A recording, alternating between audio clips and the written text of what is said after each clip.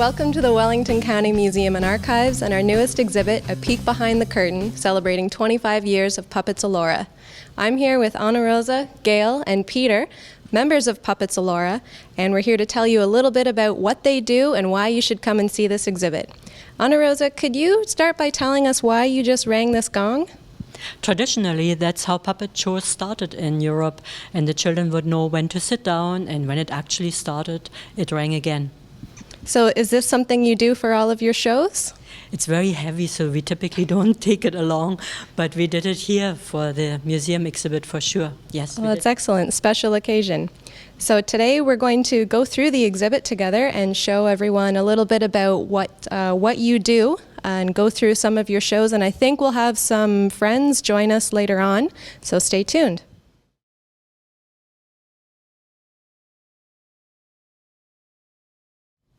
So Gail, could you tell us a little bit about this puppet set here? That's Not My Mummy, and it focuses on a little baby skunk who wakes up and doesn't find his mummy, and he's very upset. Mommy, I want my mummy. He, in turn, is so noisy and loud that Butterfly has to come and help. And after going through a whole number of forest animals in succession, as Butterfly gets every single mummy candidate wrong, then finally, Baby Skunk says, "Don't you know? My mummy looks just like me. Don't all mummies and babies look alike?" And Butterfly manages to show that her baby doesn't look the same. This is the whole premise of the story. And it's a preschool story that's supposed to be educational in the sense that it tells information about animals, the characteristics of skunks, their behavior, even though this one is quite unusual, and a number of different forest animals in succession that are all the wrong one. And it also talks a little bit about the butterfly's development.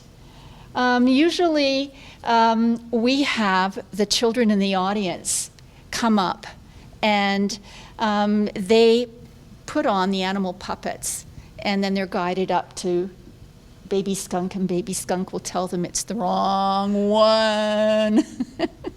But at least we get the children involved in the whole process as Butterfly goes out into the audience and mingles with everybody out there. So we're looking to play this. We've done so in libraries outdoors, and it's a preschool, so all the little ones in different ages.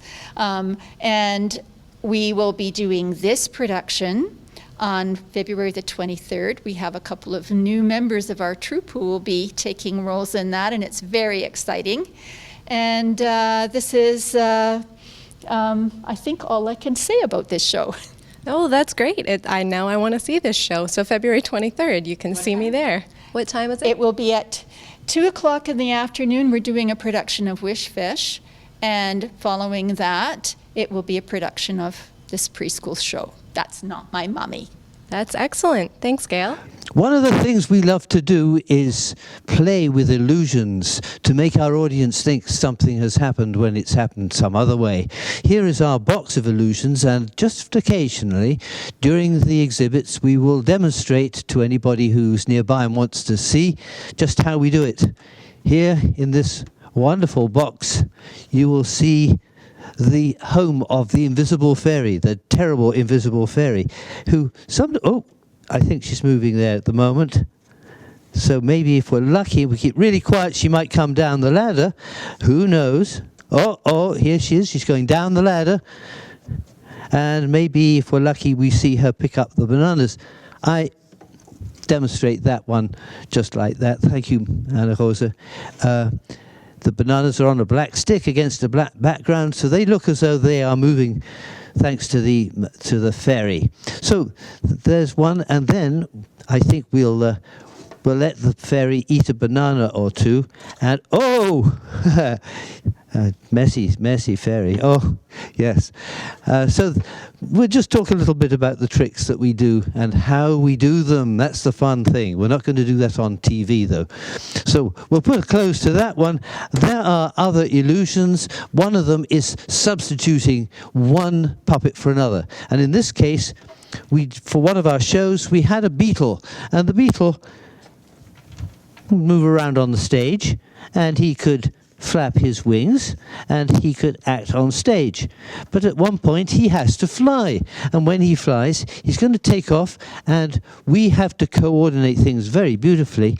So here he's on stage and he goes flying off the picture, and oh, there's his flying double, and there is the same beetle, only it's not. And with that we will tempt you to come and see some more tricks and illusions with Puppets Elora. Thank you.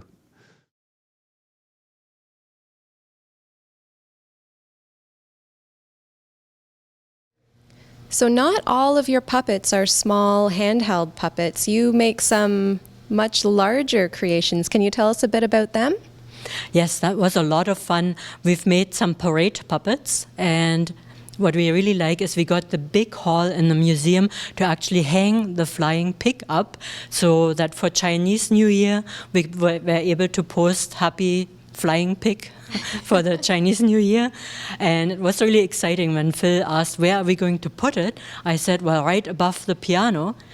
But meanwhile, when they came here for a gallery concert, they were moving the piano away because they were doing a string concert, performing right under the flying pig.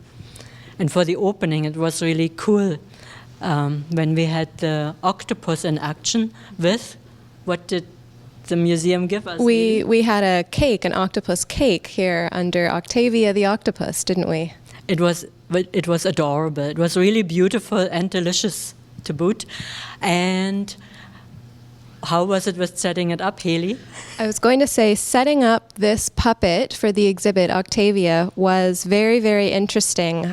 You actually have to crawl inside the puppet to get all of the ribs in place that support Octavia's body. So that was something that I got to do as a bit of an honorary puppeteer for the day of the installation, which was very, very fun. And I can tell you there's a lot more room in there than you would think there would be inside a puppet. But it's very, very interesting to see the ways that Puppets Elora have creatively solved problems to be able to create a puppet so large to be operated by a team in a parade out in the elements. You take it out rain or shine, right? Yes, it actually did get really, really wet when we were out in Almont near Ottawa, and it was pouring rain, and Octavia got really, really wet. That's why some of the blue is a little bit running, but I think it adds to the charm, doesn't it? Absolutely, and she's still very colorful, and it's just a testament to the work that you put into all of your puppets that they can withstand such use and they can still be such beautiful things to look at. Yeah, we were really happy to make the octopus in conjunction with Tutu and you. Steph Tuhill helped us design that, and actually one of the trickiest parts was to design the connection between the dryer hose tentacles and the actual main body, which is kind of tent-like. And my husband designed the octobloomers. So there are 8 openings, and it's like bloomers, but just with 8 openings. And then a fun part is also the eyes. Do you remember how we did those? I believe the eyes are attached with Velcro, are they? They're balloons inside a shell, and they're Velcroed onto the body? That's right, exactly. What I also like about it is they have a little bit of a shine. So if they are outside, there's a bit of a glint to them because there's a bit of a pie tray lid or something. Oh, that's excellent. It adds a bit of sparkle and lifelike shine to the eyes. Right. That's great. Thanks, Ana Rosa. You are welcome. And how about we look at the cow? Oh, yes. And this, so first of all, where is this cow usually living when she's not here at the exhibit?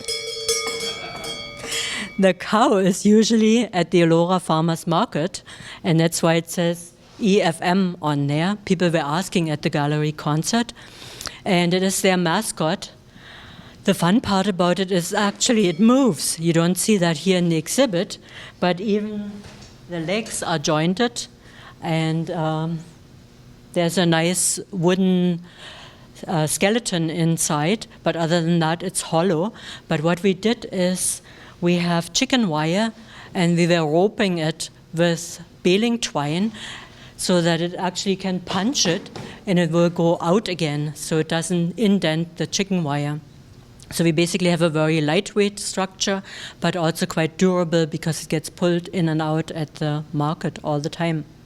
If you want to see how it's made, you can look into the behind, if I may say so. But only if you come to the museum, only until March 31st, because we'll be gluing it again. I was really happy to work with Susan Bredo on the cow, because it's a big piece and it needed two of us to make it. How about the pig? Now this pig, correct me if I'm wrong, this is Boris, the Yes. flying pig. And could you tell us a bit about how Boris is made and how he's hanging there? I made my pig from twigs. Actually, Boris is woven of twigs. And again, the legs are jointed so that when we parade it, it has these joints. And the head has just one joint so that it actually also moves. And the wings are with coat hangers, so they actually bob up and down when we are parading it. Typically, during a parade, it also has this stick that we hold it up with, and it rides in a slot inside the middle of the body. But it's quite heavy, actually, to operate. I can imagine. It's a huge pig. Weighs relatively little, and that's why we got permission to hang it here in the museum, so where you can see it. It's fun to imagine seeing it out in a parade. I'll have to come to the next event because I've seen it in the museum here, but I'd like to see it moving a little more the next time I see him outside. We actually have a beautiful little YouTube on puppetselora.ca on the website, and it shows how the audience reacts to the pig. It's really beautiful. That's excellent. That's puppetselora.ca is your website? Yes. Excellent. Once upon a time, there was us. Hank That's me. and Eliza. That's me. And just our little cottage back there. Just big enough for the two of us. Yeah. It's such a pleasure these mornings out here with you, Hank. Oh, chatting and listening to the birds. Yes. Did you see they're building a nest in the apple tree up there? Well, they are. Those robins have been coming back every year. And look, those apples are almost ripe. Oh, this year I think there'll be enough for sauce and a pie. And cider. I can hardly wait. All this talk about apples and pies and sauces, it's making me feel just a little bit peckish. Me too. Hey, Liza, what are you doing for dinner tonight? I just fancy some fish. Me too. Oh. But the scientists say, you know, that fish oil is good for the brain. Oh, it'll do you good then. What? Oh, Just very kidding. funny. Just kidding. Off you go then. I'll need some money. Oh. What's money? wrong? What's wrong, Liza? Well, I paid Doug to patch our roof and there just isn't any cash left over. Oh, well, we'll just have to make do with some of your delicious potato and carrot soup. You know, that garden has kept us going all through the year so far. Unless Unless you catch us a fish. Oh, but You know, the river's just a few steps over there. And you know how you love to fish. well, yes, but that'll take a long time. I can wait. I just fancy a bit of fish. All right. And besides, Yeah. Oh, it's good for the brain. Yes, all right. Bye. all right, Wish me luck. good luck. See you soon. Let me introduce this. My wife has just told me to go fishing. And so fish is supposed to be good for the brain. And yeah, well, Do me good, right? Okay, here we go. Take one. Fishing is easy, that's okay. And it's boring too, for the time of day. But never mind, I don't make hay, so fishing is easy, ha ha ha. Let's see if we can find a fish here in the waterfall. Anybody see any fish? Anybody out there see any fish? Oh, look! There we are, fishy, fishy, wishy. Come on, catch that one. Oh, nearly. Oh, God. Oh, you're a butterfingered fish. Let's try further up the falls. Oh, that's obliging. Here we go. Just watch my float there. Watch the float. Somebody! Oh, sorry, the big one. The big one. Here we come. Yeah, I'm pulling in. 1, 2, and 3.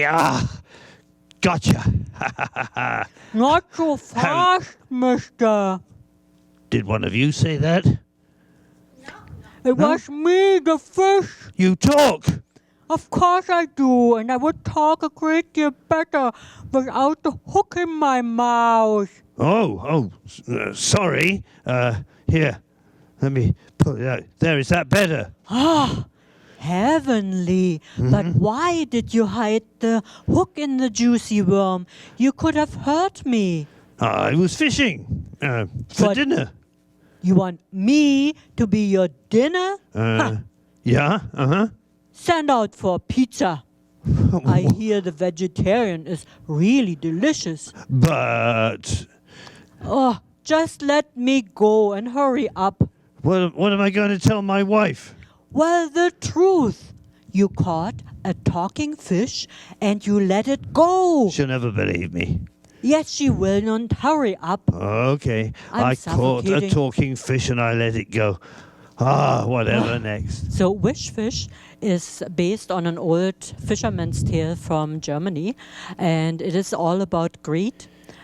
So a couple is getting tempted by getting a magic fish, and they feel that if they can get all their wishes fulfilled, they will be really, really happy. But you've got to come and see how it actually turns out for them. Come and join us on February 23rd, for instance, at 2 o'clock. But we also play it later during March break. We are playing Wish Fish on March 13. At 2 o'clock here at the museum as well. But later we will also be traveling again when the exhibit is over. Introducing No Puppets, No Problem. We have a show that we take to audiences, schools, whatever, and we arrive and we discover that we have, forgotten the puppets. And so we say, well, what can we do? And with the children's help, we take a lot of recycled materials and we build our puppet show. And fortunately, the janitor left a couple of step ladders around and we found a plank, and then we had the box, the blue box full of stuff. Here, for example, is a planter and a bit of sacking, and something's in here. Yes, an eye. Yes, a cork for an eye, and this plant pot turns into a buffalo. Hello, everybody. How are you? And then we also needed a tortoise, and we had just the bare rudiments, including what is it? It looks like my chicken dinner from Wednesday night. Oh, yes, right, yes. It came in this, I'm you washed sure. it, I hope. Well, Yes, okay. Yes. Good. and a practice puppet with eyes, and we have our tortoise. Thank you very much, Gail. Hello, Buffalo. Oh, Buffalo, let's...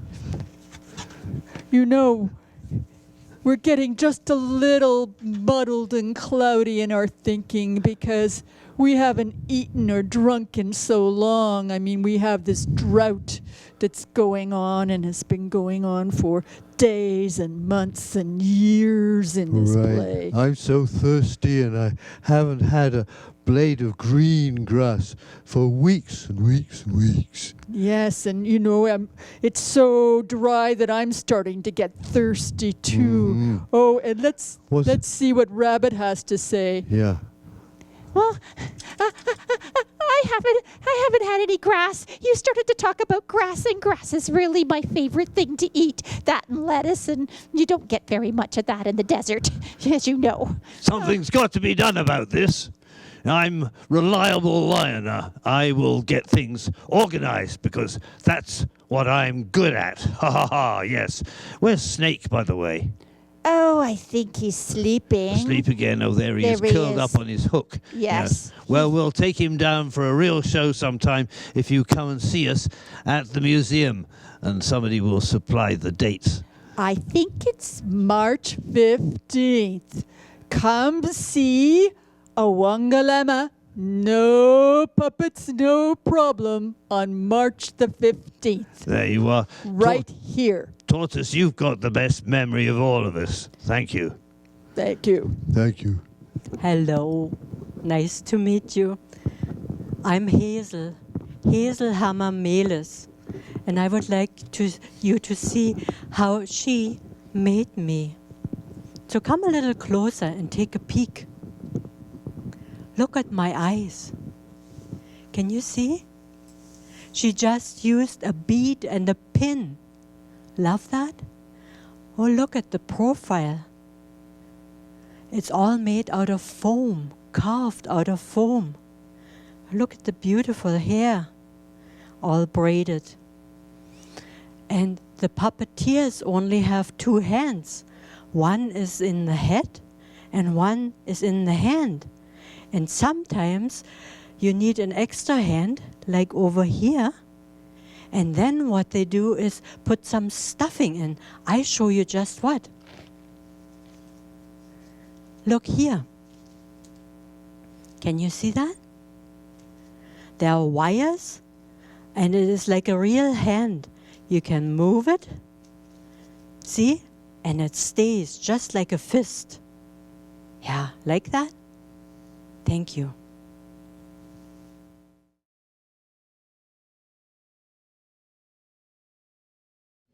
So, Ana Rosa, could you show us a little bit about what's going on in this case here, what visitors can see? Yes, we wanted to show how easy it is to use some of the objects to create puppets. Here, for instance, we have a slinky and some scouring pads and some corks and some Pipe cleaners. Pipe cleaners, they are. Yes, they are. And we show them in the case there, just sitting there with the fabric, and how we create the finished product. The tree, as you have seen it upstairs here, we just moved it over here. This is how it was made. Basically just a stand and some rope so that you get the nice ropey texture. Later on, I've been using some gauze that is done with plaster, and plastered it up, painted it, put some fake greenery on, and ready. The log that we had was actually a cat tunnel that we converted with a bit of fabric and made a hole in, and it was sufficing as a log. That's great. So really, you can make your own puppets and your own puppet sets with materials that you find just around your house. You don't have to go and spend a lot of money and buy expensive things. You just have to be creative. That's the point. We wanted to show a variety of how people can make puppets. Some of them fairly easy, others more elaborate, but we wanted people to get a good entry point where to start puppetry. For people who are really deeply into puppetry and into puppet making, people who might be using puppetry at work, like teachers or other educators, librarians, we are going to invite the Ontario Puppetry Association. They're coming here on March 23rd, and we are going to have a show and tell afternoon. There's not going to be a performance, but we will be showing how puppets are made. Different puppeteers will take the stage and show. As well, we have invited a famous TV puppeteer, Frank Meshkulite, who is going to show the ins and outs of puppeteering. Oh, that's exciting. Sorry, did you say March 23rd? It is March 23rd, yes. Excellent. So after March break, and the time will be advertised. It's between 2:30 and 4 are the talks. With if you bring your own puppet, there will be time afterwards to show maybe your construction challenges that you have, and somebody else might know how to fix them. So we would like to see adults who are into puppetry come for that. Excellent.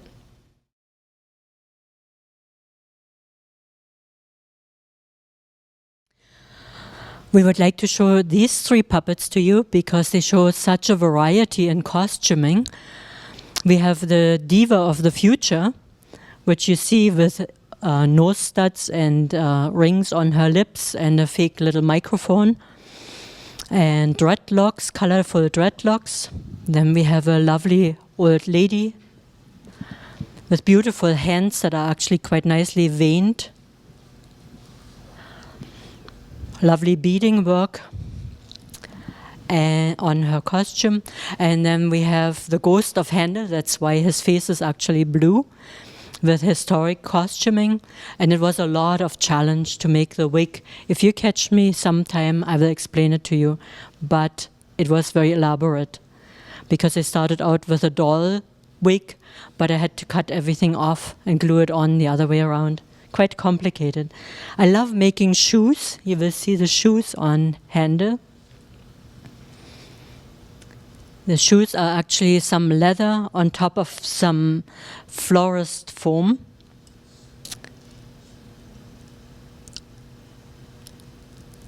Yeah, quite a few details there. Really amazing costuming. The heads for all those puppets are made from styrofoam balls with air drying clay over top, sculpted and then painted, and the accessories put on afterwards. Now typically puppets, hand puppets don't have legs, but sometimes, like in this case, we did need legs and we used marionette legs, so the knees actually move on that puppet. So the reason we have this installation is because one of our puppet shows had an underwater scene. At the time, we actually used a black light, but we decided here at the museum to have a walk-in puppet area. And we see here on the barge a couple of puppets that were part of our show. But also for this exhibit, we put together some of our parade puppets, like the diver that was specially costumed for this. Or we have the beautiful jellyfish. Even a visiting mermaid. And some specially painted fish that Jan Pinney painted for us. We like the lighting that Phil installed, because look at the beautiful blue. So we really thought it will be a lovely place for the children to just have a different experience on a wintry day. And they will, if they come here before March 31st, when the exhibit closes at the Wellington County Museum.